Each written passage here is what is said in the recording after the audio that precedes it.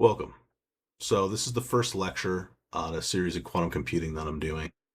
It's been a passion of mine for a while. I talk about in lecture zero how a graduate seminar in quantum computing was very formative on my development professionally, academically, and philosophically. So I'd like to do a set of notes and lectures just kind of talking about what I love about quantum computing. And I wanted to sort of touch on physics, computer science, computer engineering, and mathematics as well. So I want people who are interested in all those subject fields to be fascinated by these notes. So I'm going to include a little something for all those people. And I think all those things weave together as well. And I don't think you can get the full story of quantum computing without talking about all of those things. So, without further ado, state, information, and computation, which are going to be the three central pillars. I've kind of chosen them as the orthogonal basis in which to frame the quantization of the classical computer into the quantum computer, which is the topic of these courses. So, why these three pillars? This is kind of a wonky way to say it, but they established the minimal mathematical framework for classical computation that naturally generalizes towards quantum computation. Um, State is something that changes radically when you go from classical physics to quantum physics. And a computer is inescapably a physical thing. You can pick up your computer and open it up right now, and you'll see a lot of little components that all obey the laws of physics. And when we go from classical physics to quantum physics, um, all the ways that those things obey physics is going to change. And not just that, but it's going to be a whole new world of different things we can build now, not just transistors, but all these kind of quantum components we can build now, because state is so different in quantum mechanics. So we're going to see we can engineer this in a clever way to kind of take advantage of all the new tools that the quantum toolbox opens up for us. Information is sort of what an observer knows about a state. That's how we think about it in classical physics. But this is really at the heart of the transition between classical physics and quantum physics, because in classical physics, the gap between information and state, that is when you flip a coin, um, you say, well, it's in a position of being possibly heads and possibly tails, but that's the information we have about the state. And in classical physics, we're really saying that it's our ignorance that creates that less than deterministic knowledge about that state. But information in classical physics or quantum physics actually is the physical state. So the quantum wave function is the maximum amount of information we have about the state, and it's also the state itself. So this is a very good way to frame classical physics. If we can understand classical physics in terms of information, it's going to make the transition to quantum a lot less painful. And finally, computation is kind of commonsensical because it's the theme of the course is quantum computers. But computation is the way I'm going to define it in this course is how you can change a state. So a state transforms over time according to the natural physical laws. F equals ma. That's how positions and velocities kind of evolve over time in the simplest Newtonian picture. So we can consider that a computation. Now, in a computer, as we think about it, that's very different than the universe changing a state. It's a very controlled thing, and we as human beings want to change the state of the computer in a predictable, deterministic, controlled way. But both are computations, really. Any change of a state is computation, as for the purposes we're going to define it for this course. So you'll see in these lectures we'll kind of justify the why we're choosing state information, and computation is kind of the basis. And I think you'll kind of agree with that choice as the further and further we move into the course. I think the naturalness of the choice will become more and more evident. So we have this kind of generalization hierarchy. Um, we have deterministic to probabilistic and quantum. Um, this means subset of these little like reversed these little or rotated U's here. So what this actually means is that one is a generalization of the other or a subset of the other. Let me see if I can draw here. Yes, I can. Okay.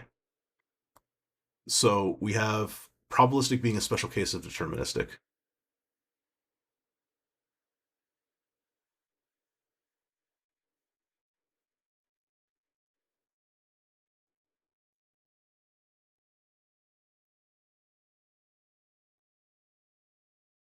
We have a deterministic vector It has to have a 1 at one position, which represents whatever state it's actually in, and a 0 at another point, which represents what state it's not in. So imagine this for now as heads and tails. If we relax the requirement that it has to just be a 1 and a 0, and we say it has to be a real non-negative number, then we get probabilistic vectors. If we relax that further and we say that these can actually be imaginary numbers, then we get quantum vectors. And the consequences of each generalization are far-reaching and are going to be the substance of this lecture. So the idea is, yeah, we're relaxing algebraic constraints on state vectors and transition matrices. So not just these which represent state, but also the matrices which operate on them and perform computations on them. That will be relaxed as well. So these can now become things like 0.25 if we want to go probabilistic, or they can become things like 3 plus I if we want to go quantum. And from these kind of mathematical changes, which look small and innocent, we're going to see the massive physical revolution that constitutes quantum physics, and it's going to be pretty wild, actually. But that's why I've chosen state information and computation, and why I'm going to use all the mathematical formalism that I do in the way that I use it. It's because just these slight little tweaks that I just showed you are going to ripple through the mathematics and make the massive physical changes pretty natural. It's basically the way to get quantum mechanics with the smallest change in the mathematics possible. So we're going to be doing 3 ways to see the quantization of the classical computer, and of course physics at large, but we're going to be concentrating on the computer as we make this transition. But we unavoidably have to talk about the larger reaching consequences of going from classical to quantum on systems that are not necessarily the computer, but focus on the computer and have that as the example in your mind.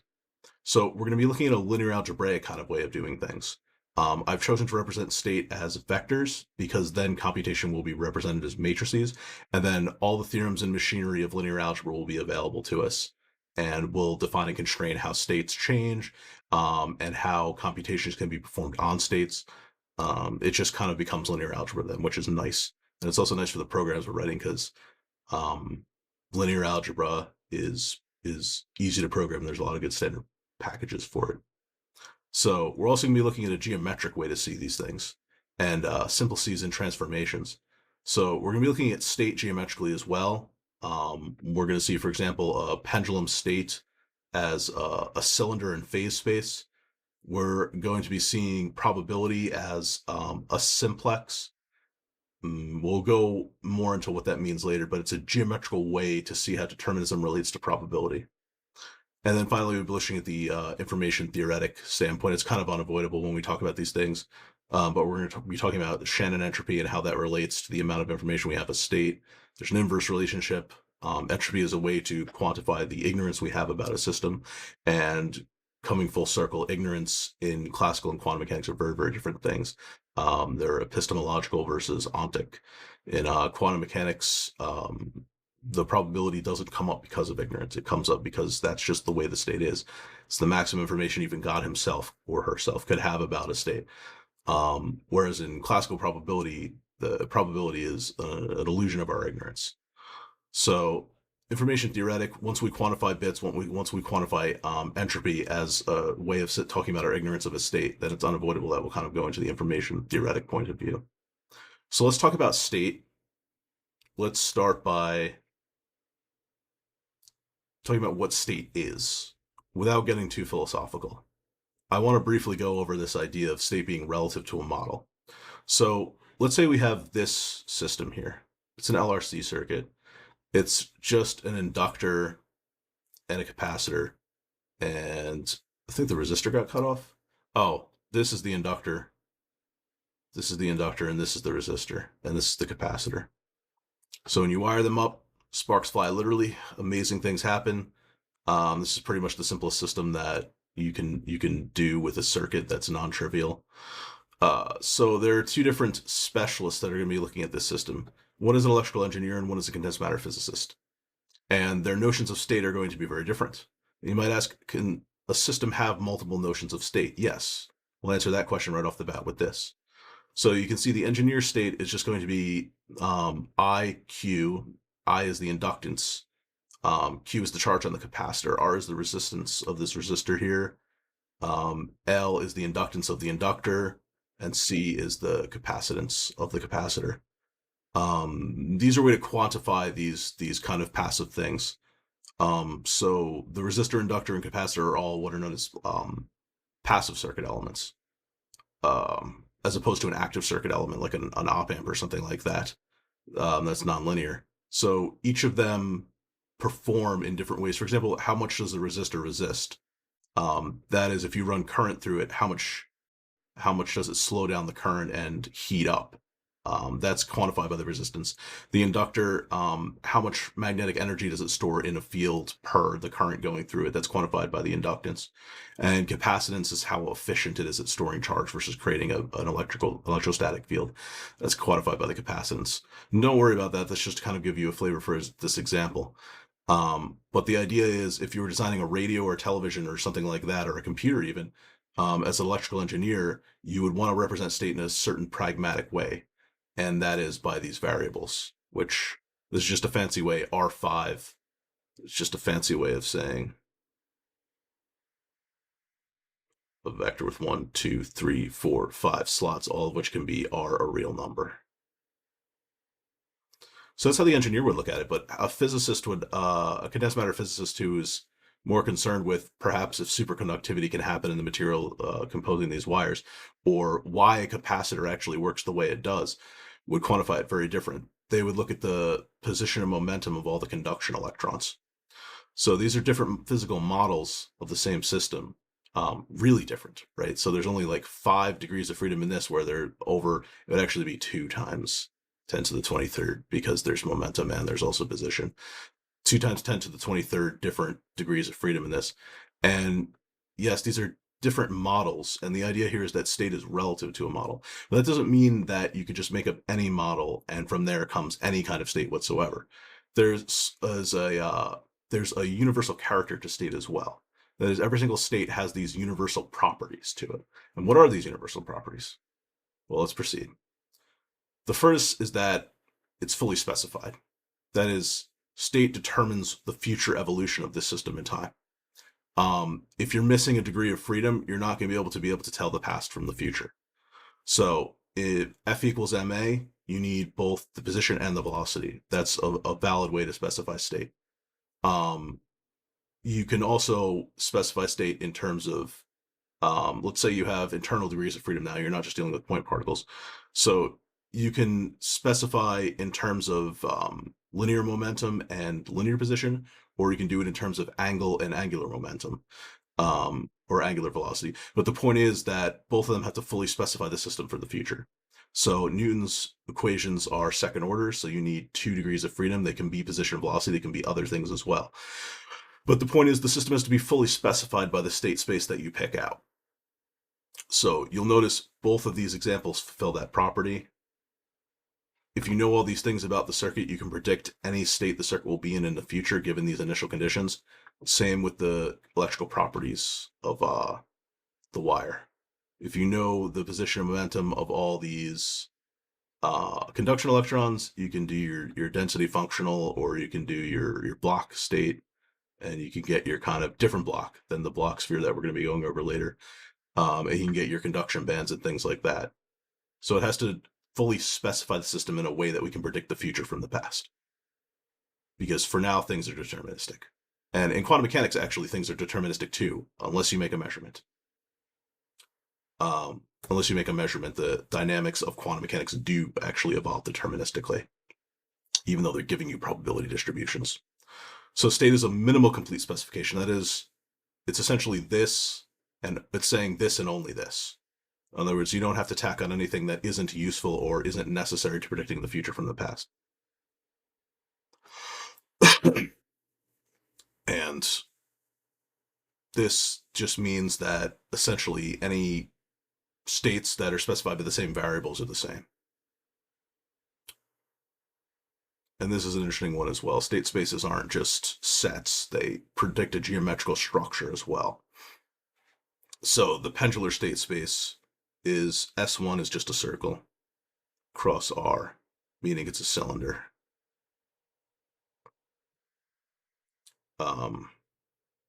Because you have angle and you also have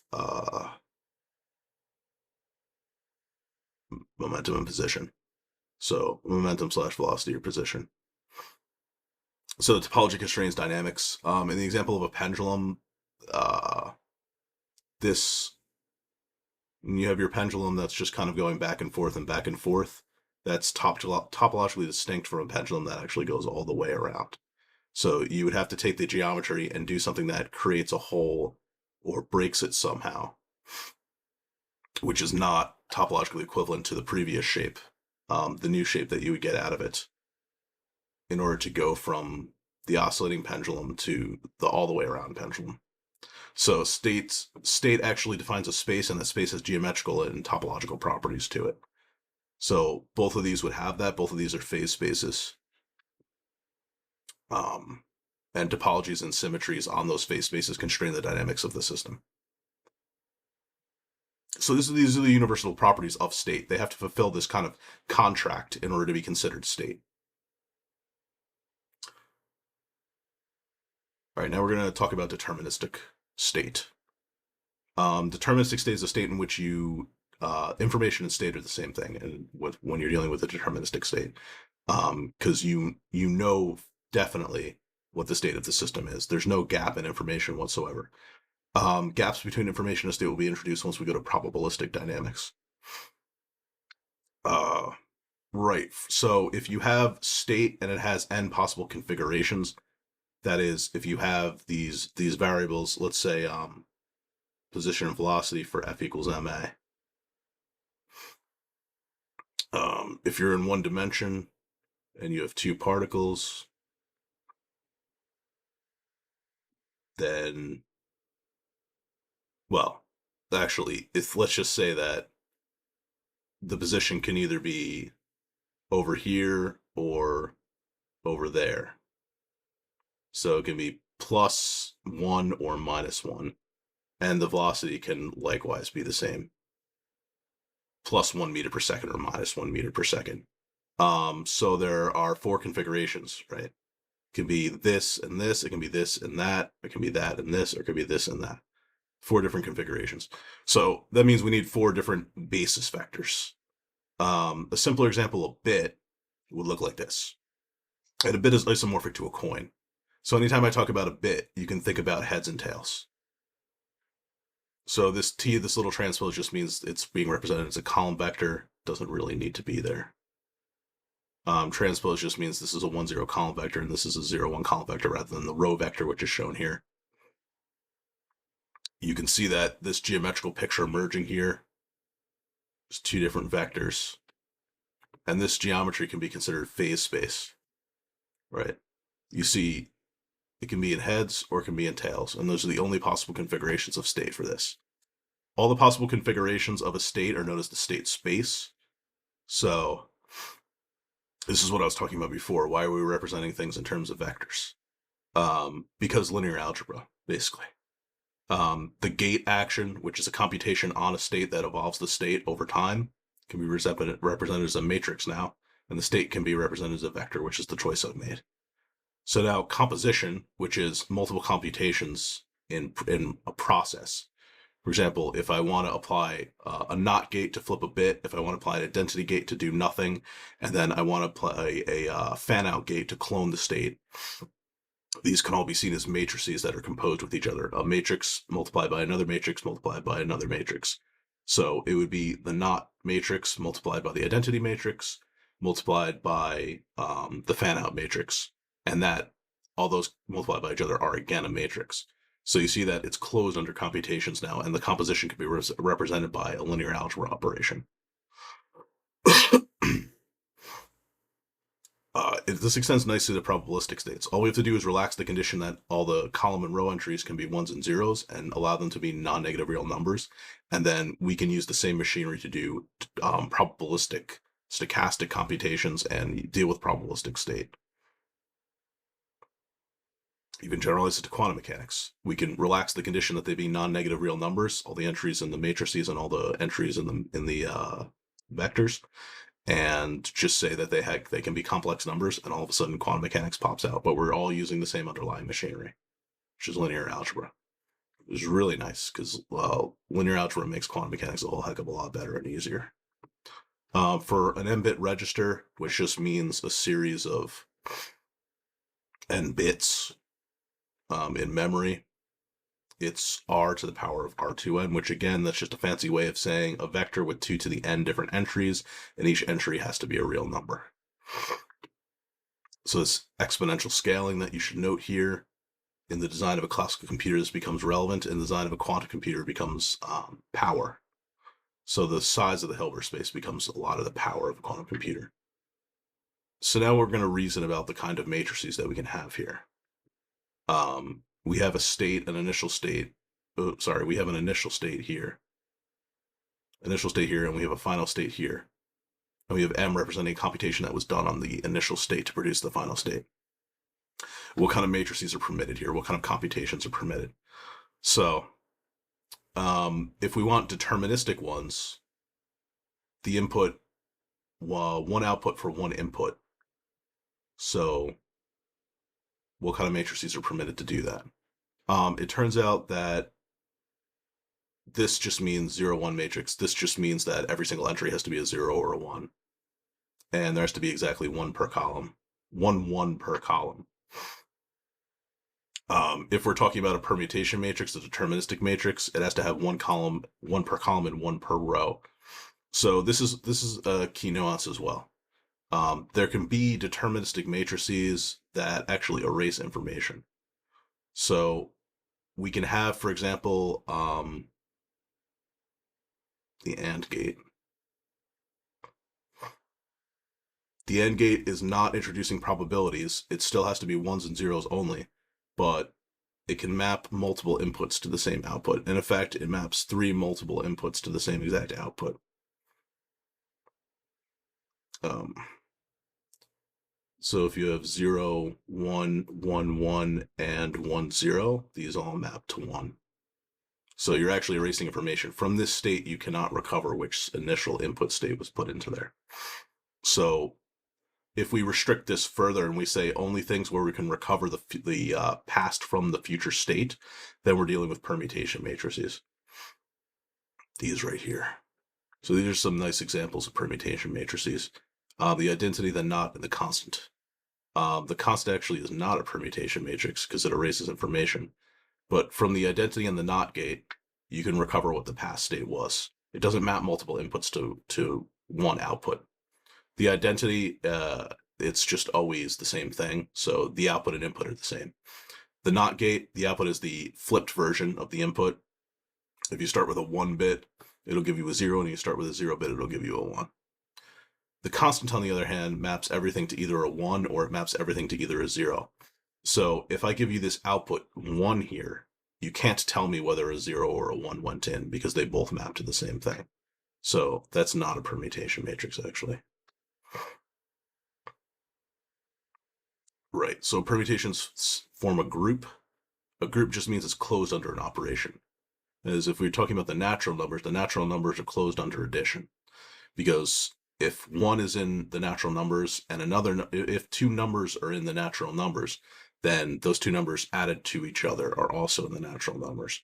So if 1 is in the natural numbers and 3 is in the natural numbers, then 1 plus 3 equals 4 is also in the natural numbers. It's closed under addition. And so on and so on. If 4 is in the natural numbers and 6, then 10 is also in the natural numbers. So all compositions of symmetries are a symmetry. That's the idea here. So symmetry group is closed under composition. The inverse and the transpose of any permutation matrix are the same. And this is the parity of the permutation is the determinant, which is a nice property. And as I said, composition of permutations is a permutation.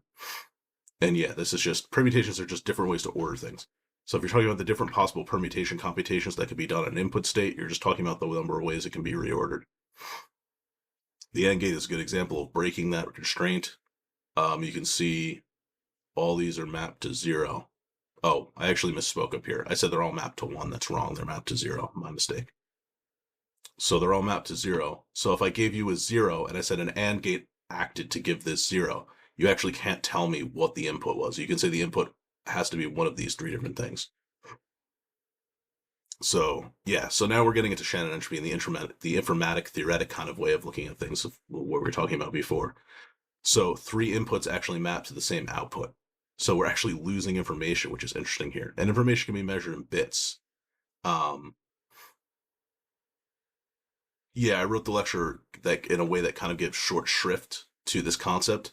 But if you read through the notes, entropy is a measure of our ignorance about a system, or not the ignorance of a system, but how many states correspond to, or how many output states correspond to the same input state, right? I suppose that is our ignorance of the system, but just if I give it that definition, just be careful to track what we mean about ignorance in quantum mechanics versus classical mechanics. Classical mechanics, the rift between state and information really is just our ignorance. In quantum information, or in quantum mechanics, ignorance about a system is a real property of the state. It's not just a matter of our. The ignorance is a rift between state and information. It's not necessarily something that we as human beings don't know. God himself couldn't know about it in a quantum system. So when we're talking about losing information, we're talking about an uncertain state being mapped to a more certain state, and this is the exact information that's lost because 3 inputs are going to 1 output. So log 2 of 3. The calculations are in the notes. The constant K also destroys information. It destroys 1 bit of information because we're going from a state where we know for certain whether we're in a 0 and a 1 to a state where whatever the constant's being mapped to, whether it's 0 or 1.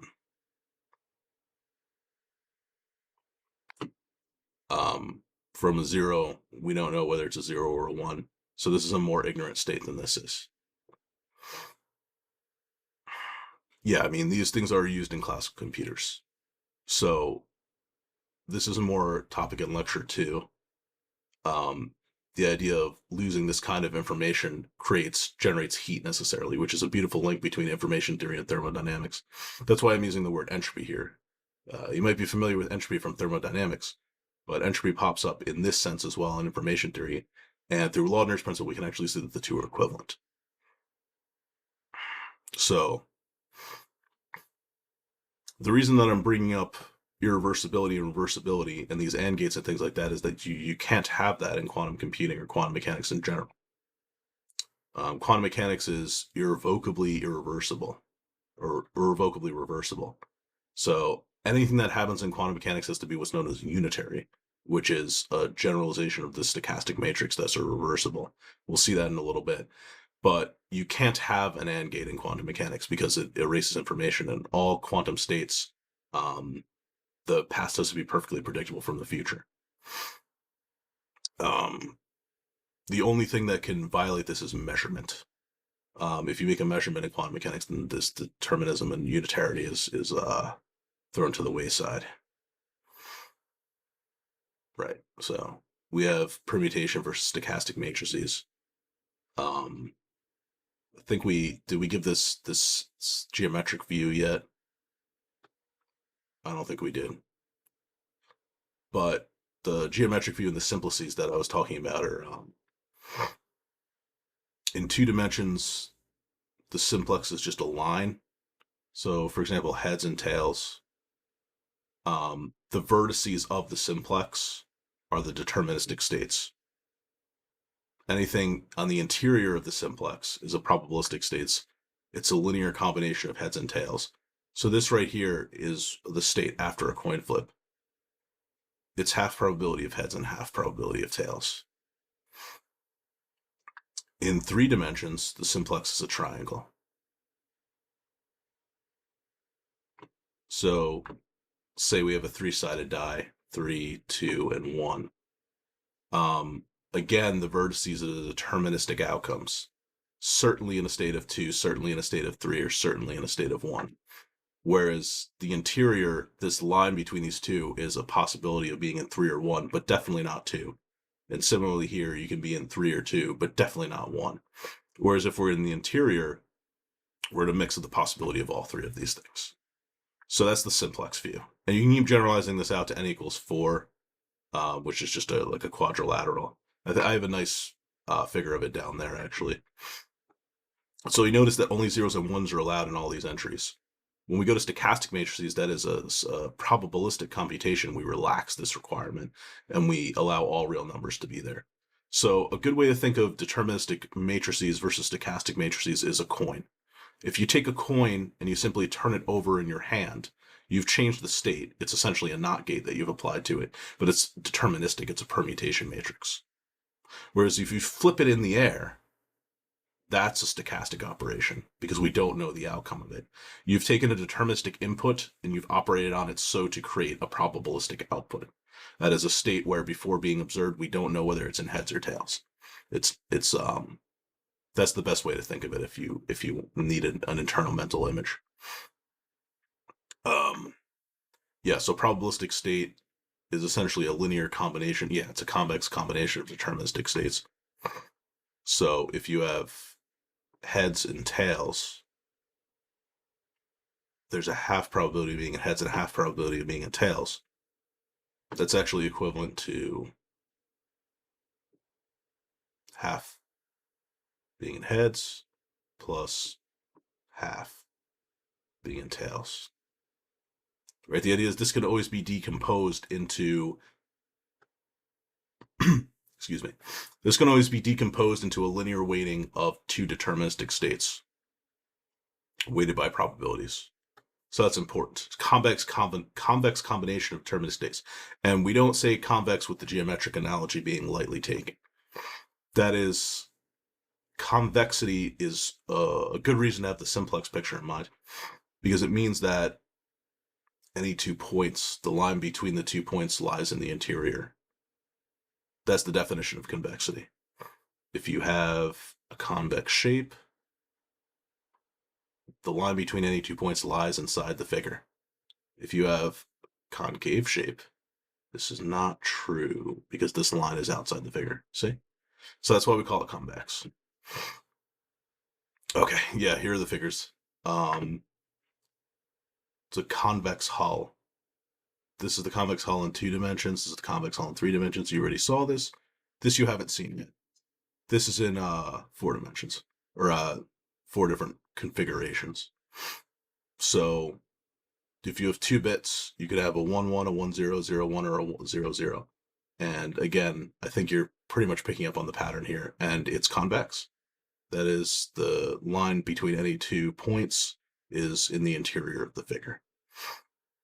So the simplex is the geometric structure of classical probability.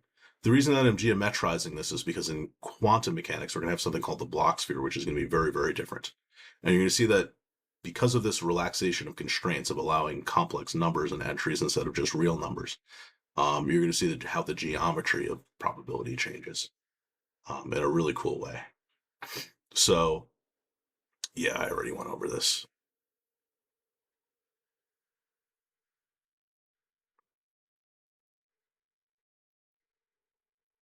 Yeah, I covered this.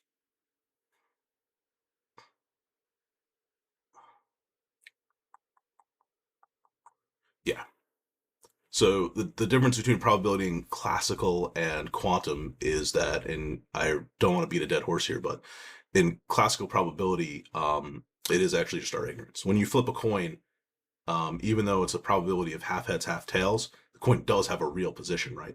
The coin is actually in heads or it is in tails, or it's on the side or something like that. But it's when it's been flipped and it's face something on the table, it does have a real state. The state is either heads or tails. We just don't know. It's our ignorance. That's what generates these probabilities versus deterministic entries. So in quantum mechanics, the situation is very different.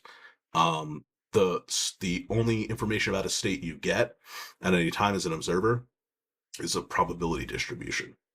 And that probability distribution isn't because we can't see something or we are ignorant of something. The idea is God himself or herself could only see a probability distribution when asking about the state of this thing. That is objectively the state.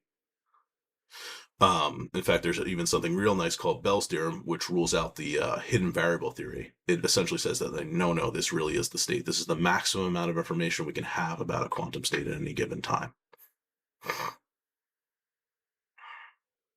Um,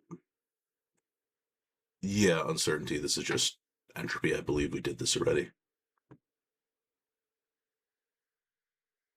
Yeah. There's just This is just the mathematical axioms that lead to entropy that it has to think of this kind of as a contract that any concept of entropy has to satisfy to be a valid concept of entropy. Entropy and information are inverses. This is what I was saying before. All right, nice. So deterministic state, the entropy is 0 because we know exactly what it is. There's no uncertainty. A uniform distribution is the state of maximum entropy. A uniform distribution is where everything has 1 over n, where there's n things. So uniform distribution basically means everything has the same probability. Every single state has the same possible outcome. That's the state of maximum entropy. And the other state is somewhere in between. Yeah, so you can kind of just look at this figure for a bit. You can see in the center there, that's a uniform distribution. That's the maximum entropy you can possibly have, the maximum uncertainty. And on either side are deterministic states at the tails of this kind of U thing. Deterministic states have 0 entropy, as you can see, because there's no uncertainty about what's going on. There's no state and information coincide, right? There's no ambiguity, so the information and the state are the same exact thing. There's no human ignorance there. So what kind of matrices preserve probabilistic states? As I was saying, non-negative real numbers, and the columns all have to sum to 1 for the probability to be the same. These are known as Markov matrices. This is the matrix that implements the coin flip. So it takes heads to 0.5 probability of heads and tails, and it also takes tails to the same state, where we expect half the times you get heads and half the times you get tails. But this is the actual matrix that implements that computation. So there's some theorems that will prove about matrices. The product of stochastic matrices is also a matrix. So this is what I was saying before, is that when you compose computations, you're multiplying matrices again. So the idea is that if you operate with 2 stochastic matrices or n stochastic matrices sequentially, you get another stochastic matrix as the result. So n stochastic operations is itself a stochastic operation in sequence. So proof sketch, exercise left for the reader. Stochastic matrices preserve the simplex. So there's probability. Stochastic matrices take in a probabilistic state. They also output a probabilistic state. And of course, the second law of thermodynamics, entropy always expands, always increases.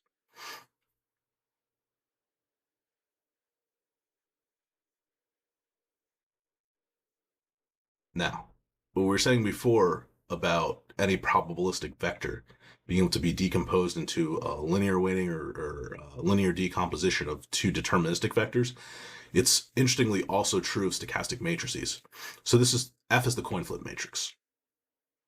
It looks like 0.5 in every single entry, but it can also be nicely decomposed as 1/2 times the identity matrix, which does nothing, and 1/2 times the flip or the not matrix, which takes a heads to a tails and a tails to a heads.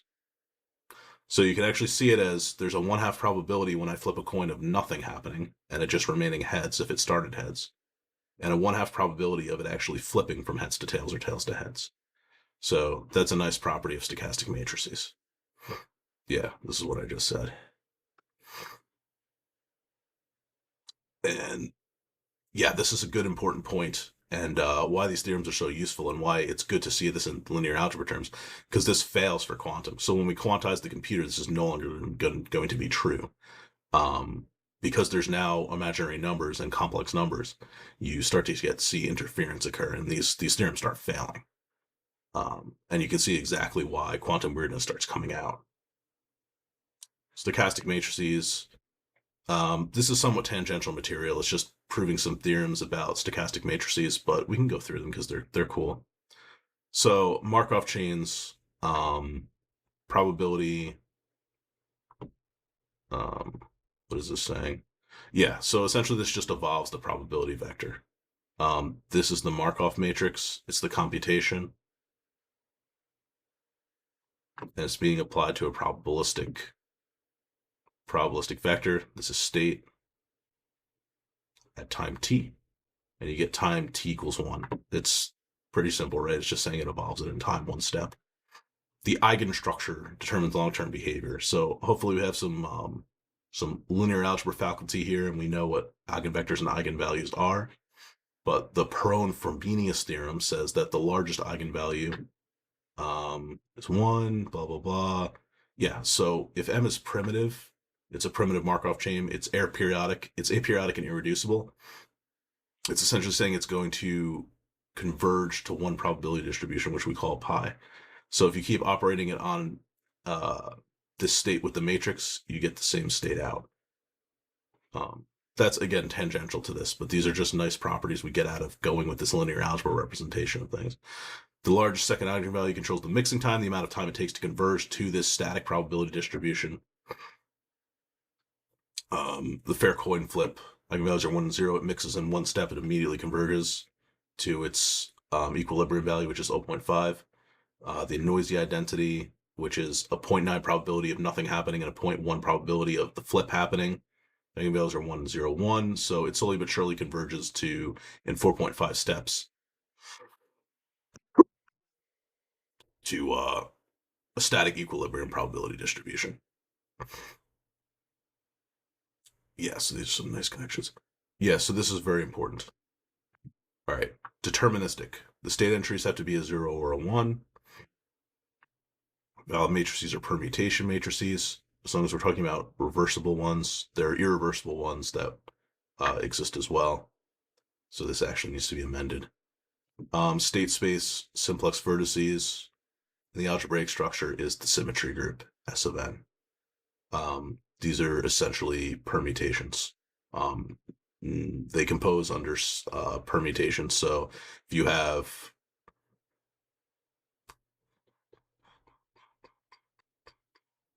you have 0, 1, 2, and 3, you can also have 1, 0, 3, 1.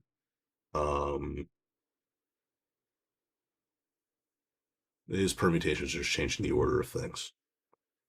And n permutations sequentially are again a permutation. The same way that n permutation matrices applied in sequence are again a permutation matrix. Let's move to probabilistic now. So now we allow any real number to be these entries. They're not just zeros and ones. So deterministic is a 0 and 1. When we move to probabilistic, we can have entries like 0.5 and 0.25 now in the matrices and the vectors, the state and the computation.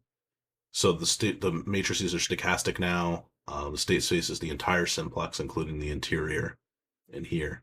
Whereas in deterministic, it was just the vertices. And any convex combinations of deterministic states are permissible in probabilistic dynamics, and same with the computations. Things get weird in quantum mechanics.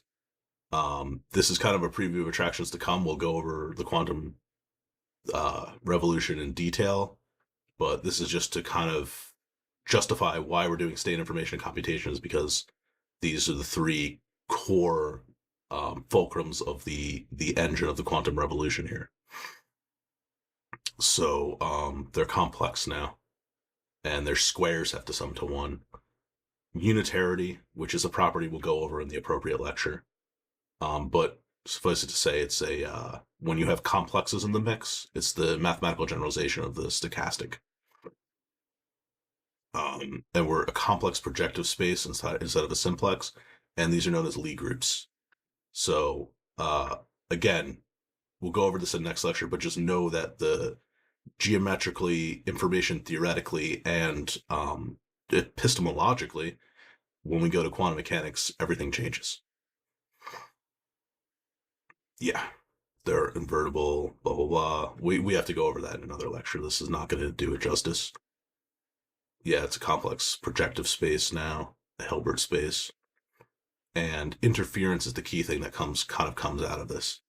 So you can't have it unless you introduce complex numbers. but you'll see that, and again, we should really do this in the quantum mechanics lecture, but the reason that I'm bringing up interference now is because it's really what leads to the quantum speedup. So let me real quickly do an interference thing. In probabilistic, you have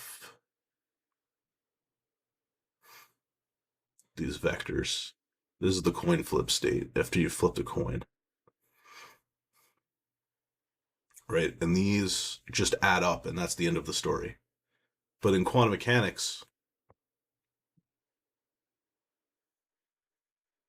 maybe you have something like this for each of these vectors.